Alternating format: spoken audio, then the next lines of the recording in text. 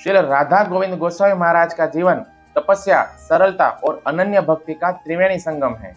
इस वीडियो में हमने महाराज जी के कुछ जीवन प्रसंग बताए हैं जो महाराज जी के उस आध्यात्मिक सफर की झलकियां हैं जहां एक और वे श्रील प्रभुपाद के साधारण प्रेम और आशीर्वाद के पात्र बनते हैं, तो दूसरी ओर झारखंड और बिहार के बीहड़ क्षेत्रों में अपनी तपस्या से भक्ति की गंगा प्रवाहित करते हैं। श्रील प्रभुपाद एक बार भागवत की कक्षा ले रहे थे और ब्लैक बोर्ड के ऊपर श्लोक लिखा हुआ था। प्रवचन के बाद श्रील प्रभुपाद ने पूछा, क्या कोई ऐसा भक्त है जो इस श्लोक का सही उच्चारण और सटीक अन्वय के साथ अर्थ समझा सके? पूरी सभा शांत थी। एक खंभे के पीछे से खड़े होकर महाराज जी ने कहा, हाँ मैं कर सकता हूँ। जब महाराज जी ने अपनी विशेष शैली और लय में श्लोक को पढ़ा और उसका व्याकरण के साथ विश्लेषण भी किया तो प्रभुपाद जी मंत्रमुग्ध हो गए। प्रभुपाद जी ने उन्हें अपने पास बुलाया। उन्होंने अपनी गर्दन से अपनी माला उतारी और महाराज जी के गले में डाल दी। साथ ही उनकी पीठ थपथपाते हुए प्रभुपाद जी ने कहा, कल से तुम मेरे कमरे में आना। यह महाराज जी के इस्कॉन में उत्थान का सबसे बड़ा क्षण था।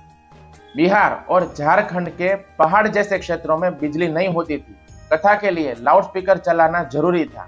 महाराज जी खुद अपने कंधे के ऊपर झोला लटकाए और सिर पर भारी बैटरी रखकर पथरीले रास्तों पर मीलों चलते थे। वहां के भक्त कहते हैं, महाराज जी ने कभी यह नहीं देखा कि मैं एक सन्यासी हूँ या मैं इतना बड़ा विद्वान हूँ। उन्होंने हमेशा खुद को एक मजदूर की तरह कृष्ण के प्रचार में झोंक दिया।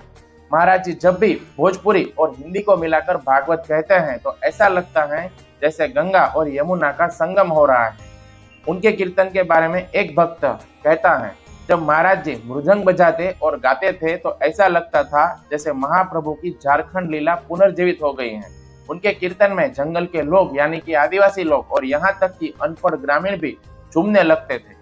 यह उनके कीर्तन की विशुद्ध शक्ति है जो बिना किसी संगीत के ज्ञान के भी लोगों के हृदय को कृष्ण से जोड़ देती है। जब महाराज जी मृदंग लेकर कीर्तन करते थे तो उनकी ऊर्जा 20 साल के युवक जैसी हो जाती थी। बिहार और झारखंड के उन क्षेत्रों में जहाँ पे सड़कें तक नहीं थी, महाराज जी ने साइकिल से सैकड़ों किलोमीटर की यात्रा की। अक्सर साइकिल खराब हो जाने पर वे उसे कंधे पर उठाकर चलते थे, लेकिन कभी भी अपने कथा का समय वे नहीं बदलते थे। उनकी इसी तपस्या का फल है कि आज उन दुर्गम क्षेत्रों में भी हजारों लोग हरे कृष्ण महामंत्र का जप कर रहे हैं। महाराज जी ने कभी भी किसी भी अन्य संप्रदाय या व्यक्ति की आलोचना नहीं की। वे हमेशा सारग्राही मतलब कि केवल अच्छाई ग्रहण करने वाले रहे हैं। उन्होंने अपने शिष्यों को हमेशा यही सिखाया, यदि तुम कृष्ण को पाना चाहते हो तो दूसरों के दोष देखना बंद करो और केवल अपनी साधना के ऊपर ध्यान केंद्रित करो। महाराज जी जब भी कृष्ण की लीला सुनाते हैं तो उनके चेहरे के भाव ऐसे बदलते हैं जैसे वे उस लीला को अपनी आंखों के सामने घटित होता देख रहे हो। कई बार कथा के दौरान महाराज जी का गला रुंध जाता है और उनकी आंखों से प्रेमाश्रुओं की धारा बहने लगती है। वे अक्सर बीच में ही मौन हो जाते हैं, जिसे भक्त कथा समाधि कहते हैं। उनके लिए कथा केवल जानकारी देना नहीं बल्कि कृष्ण के साथ साक्षात्कार करना है। आज के इस आधुनिक युग में महाराज जी का सारग्राही स्वभाव और दूसरों के दोष न देखने की शिक्षा हर आध्यात्मिक साधक के लिए एक प्रकाश के स्तंभ की तरह है। वास्तव में वे एक ऐसे आधुनिक भगीरथ हैं जिन्होंने अपनी तपस्या और अनन्य भक्ति से जनमानस के हृदय में कृष्ण प्रेम की अविरत गंगा प्रवाहित की है। हरे कृष्णा।